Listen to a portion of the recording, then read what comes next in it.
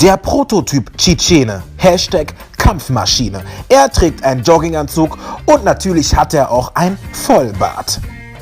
Und sein Auto ist natürlich ein BMW und dabei isst er liebend gerne Sonnenblumenkerne. Er liebt es, Sonnenblumenkerne zu essen. Die Tschetschenen sind das stärkste Volk der Welt. Sie kommen auf die Welt und sind Kämpfer.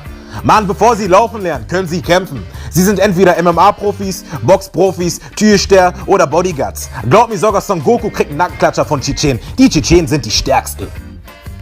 Und wenn ein Tschetschene Streit hat und ein anderer Tschetschene sieht, dass ein Tschetschene Streit hat, auch wenn der Tschetschene nicht den anderen Tschetschenen kennt, dann hält der Tschetschene zu den Tschetschenen. Denn jeder Tschetschene hält zusammen.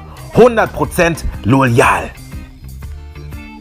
In ihrer Freizeit lieben sie es, Sport zu machen. Mann, ich glaube, sie gehen am Tag 6-mal zum Sport.